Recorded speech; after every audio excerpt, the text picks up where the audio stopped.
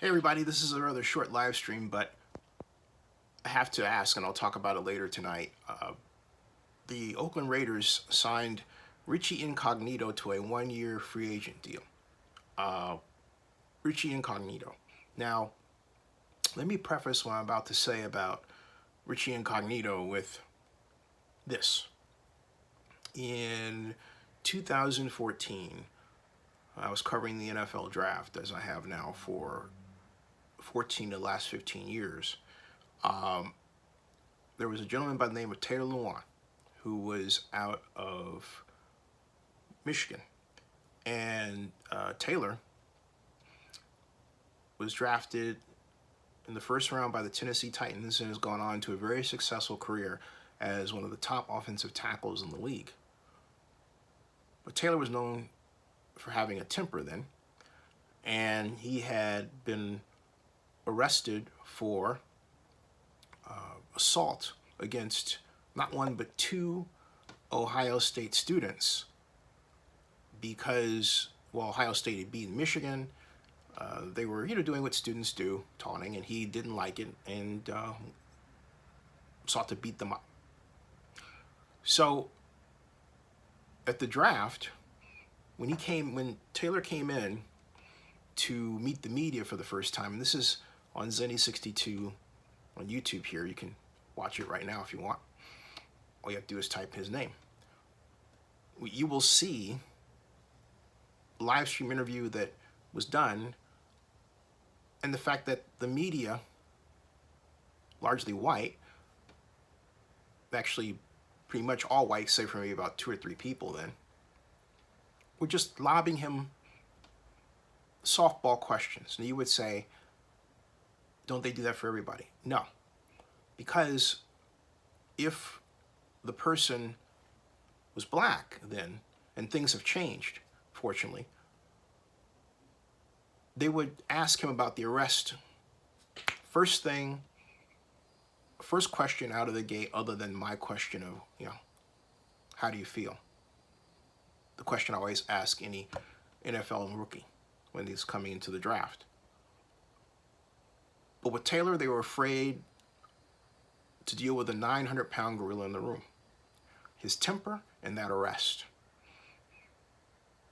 Some of that is lurking into the media coverage regarding the Oakland Raiders signing Richie Incognito, the former Buffalo Bill, to a one-year contract. Richie has a lot of problems. But the song has been, well, he's gotten over them, he's okay, he's much better. Did anyone bother to ask Stanford's Jonathan Martin, his fellow teammate? Does anyone happen to remember the times that the whole story, actually a story has been written about, the unusual relationship, an abusive relationship that Richie Incognito had with Jonathan Martin?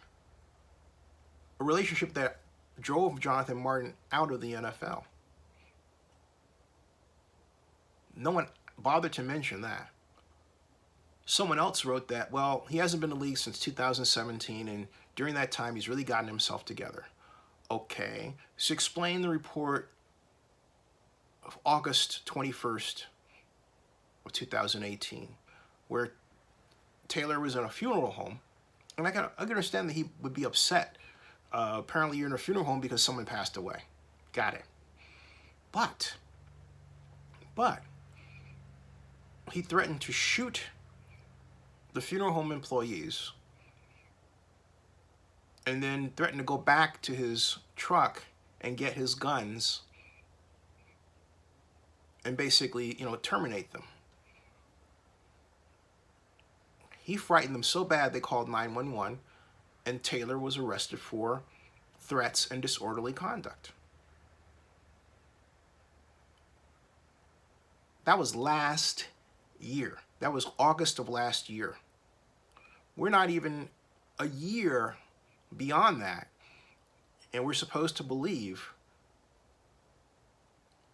that Richie's gotten his act together and that's not going to happen?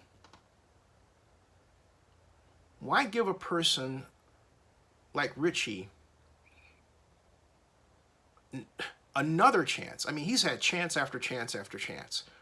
Colin Kaepernick doesn't even get one chance because he dared protest against police brutality against blacks, okay? All right? Okay? So I don't, and someone just posted a comparison. There is no comparison, and I'm not excusing what somebody else did, but there is zero comparison between what an offensive lineman did to an assistant coach. And there's scores of stories of a number of players going after coaches and sadly reporters inside the locker room, okay? And that's kind of old. Coach-player relationships are never always perfect. That's something you need to research. This man is different. He has problems both in the locker room and out of the locker room. A whole history of them, a whole litany of them. So you need to research this man before you comment. Trust me, you know nothing about Richie Incognito. Nothing. Why, of all the talented people in the NFL, heck, all the talented people outside the NFL, did they have to go and get him? It doesn't make any sense to me. He's not the only guy out there. You say, well, he wants to bring the nasty. Nasty? That's arguably psychotic. I mean, I've heard the same song about Richie when he returned to the NFL the last time. Well, he's going to be a great offensive lineman, and he scored higher, and yada, yada, yada, and he's excellent, but then he's out of football. Okay? Then he's out of football. Point to me one time that Richie Incognito's performance has driven a team to a Super Bowl ring. I just want to see it. I haven't seen it. Okay?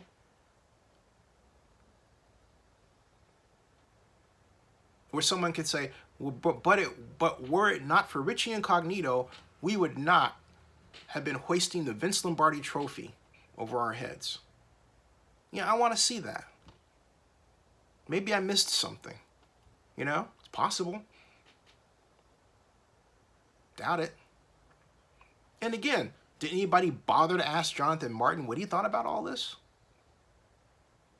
Jonathan Martin was tortured and tormented by this man, and a fellow NFL player, okay? So I don't care what anybody says about a coach-player relationship. He did this to a fellow player. And I'm not talking about one incident. I'm talking about a whole string of them, okay?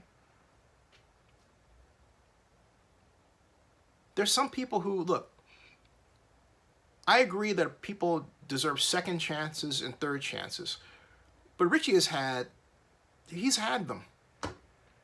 His first chance when he was drafted. His second chance after getting traded, and then the third chance. This is like the fourth chance.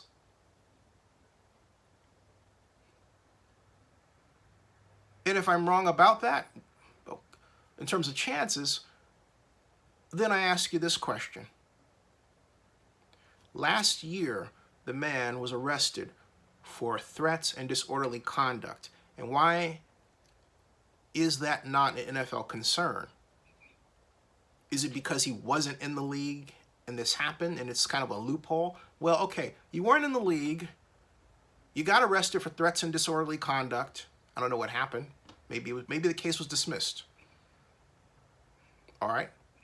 But if it was, he needs to hire a reputation manager.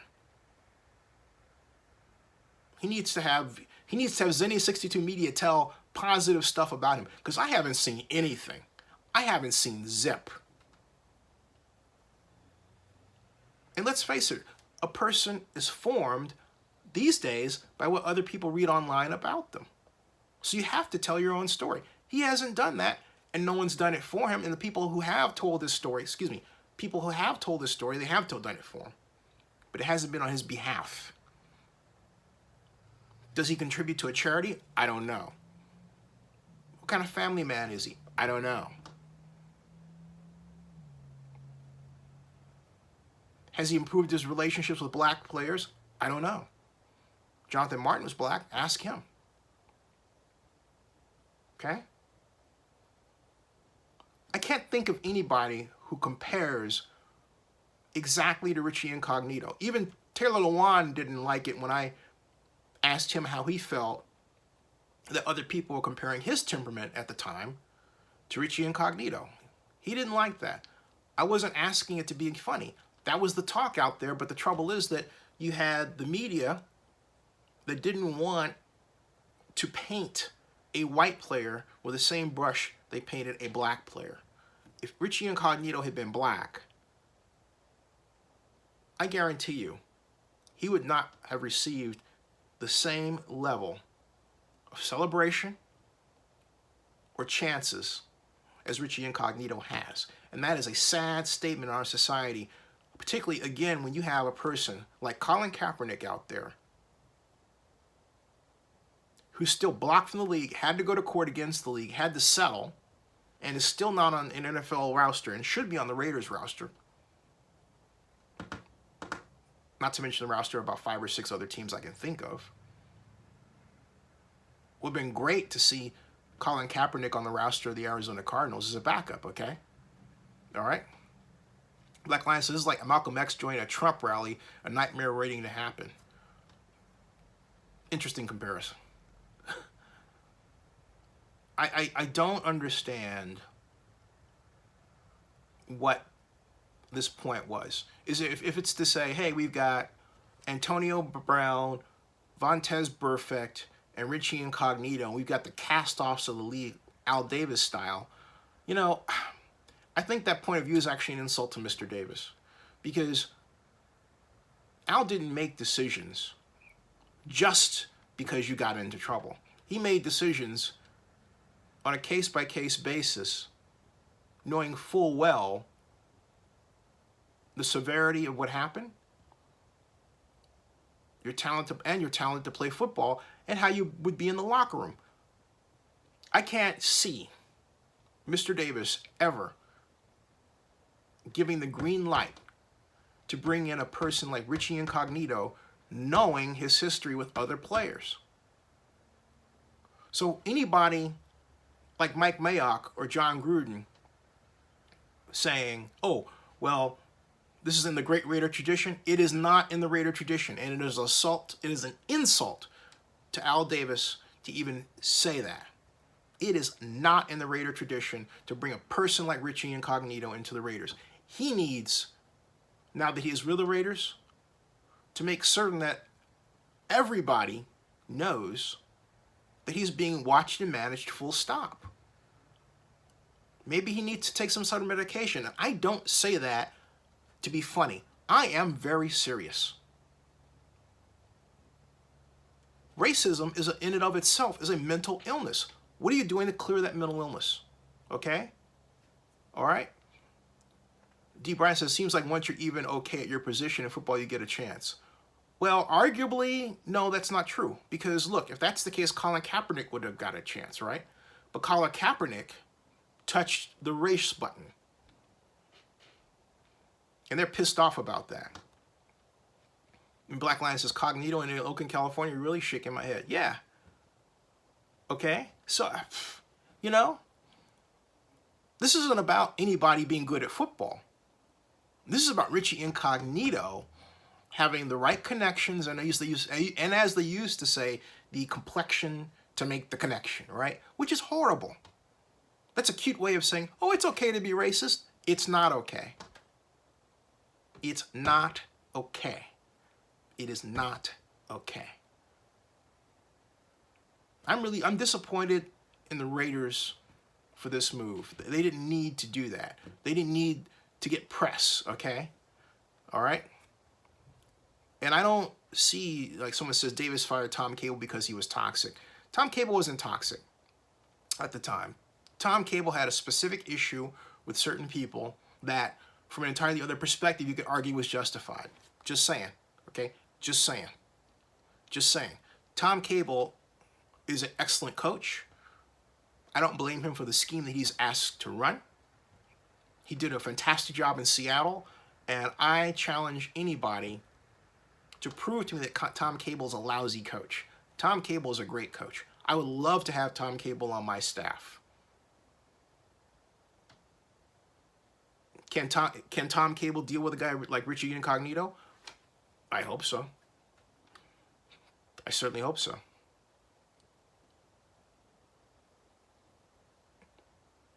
But I will say this. That they signed Richie, and in doing so with eyes wide open, means that they believe he can deliver. But everybody's going to be looking out for that one time that he screws up. And that's the sad part about this. Now let's take this from an entirely other perspective. What does it mean, the signing, in terms of the Raiders' strategy? It means that I think the Raiders are sending a signal that they intend to be a road grading, running first, pass second team. That they're going to emphasize the run around Josh Jacobs, and they're going to mix in ball control passing with the occasional strike for the end zone. It's basically typical. Personally, I favor 60% pass, 40% run. The strategy popularized by Bill Walsh, where you spend the first half gaining as many yards as you can, as many points as you can quickly, get a big lead with your strong defense, and use the second half to use your running game to muscle down the clock. It's a formula that works pretty well when you use it. So let's see what happens, but that's my take on Richie Incognito. I'll see you all later.